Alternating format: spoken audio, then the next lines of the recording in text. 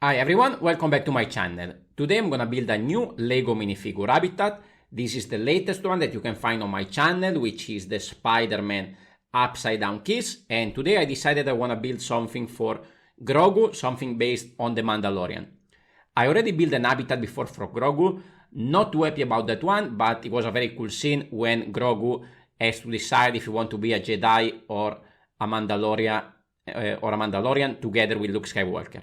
Now today I'm gonna use a minifigure from a Mandalorian Battle Pack, this blue one, and I'm gonna use this as Bo-Katan. So to do that, I'm gonna remove the helmet, and I found this minifigure head with something on top of the forehead, to which I can add some similar hairstyle to what she has. It's actually not the correct one. This I think is from the Obi-Wan Kenobi set. I don't have the perfect hairpiece for Bo-Katan, but I think we can go along with this. While for Grogu, I need to create his flying crib. I did it before in a bigger scale, but I realized that using just this upside down small dome 2x2, it can just fit nicely, perfectly in there. So it's the perfect scale, I think, maybe slightly smaller for this mini Grogu. Now let's move this on the side and let's try to create this scene. Here we have our usual 8x8 base. I already lay a few plates and tiles. So what I want to create here is the sort of castle, the palace where Bo-Katan is living and where she met Din Djarin and Grogu. I don't have any Din Djarin minifigure, so we are gonna only use Grogu here. So over here I use dark gray and a little bit of light gray here. My idea was to get the effect of the light coming through the window and then shine through the wall, so that's why it's a different color. Here we need to create a little bit of stairs to where the throne is gonna be the sort of big seat, the sort of throne for Bo-Katan over there. So we just add a few stairs, as you can see. Here I use the same thinking, so these one are the one hit by the light coming from the right side. Now, instead of starting from the wall like I usually do, today I'm gonna start from the details and then move to the wall later on.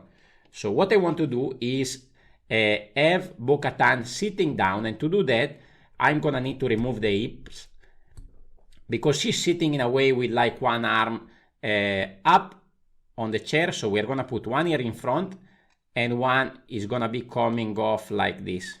So it's a little bit of a more unconventional minifigure posing, and then the torso is just gonna sit on top here, so we can have her sit in a little bit of a different way.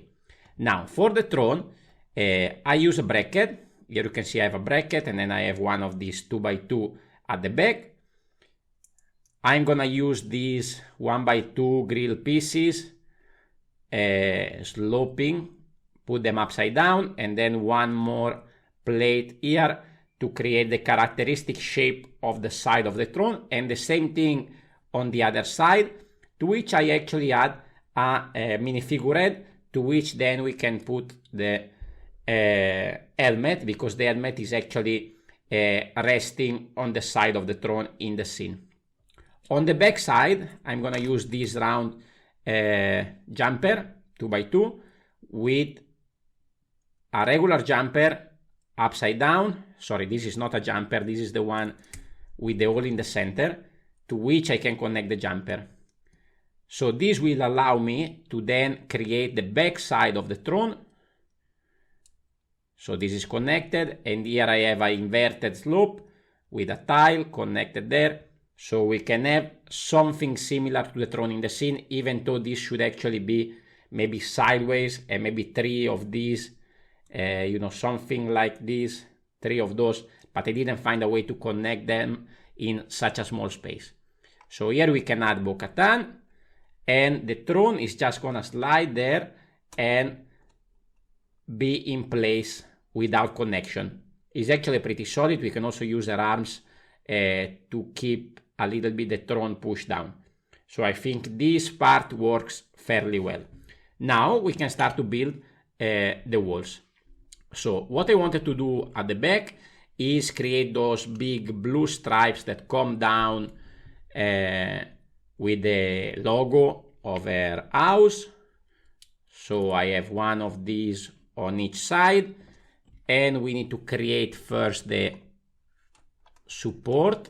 So we have 2 slopes on each side, and then here we can connect one of these, and then we can have one more on top over here, but we're gonna have to add a little bit more details over here.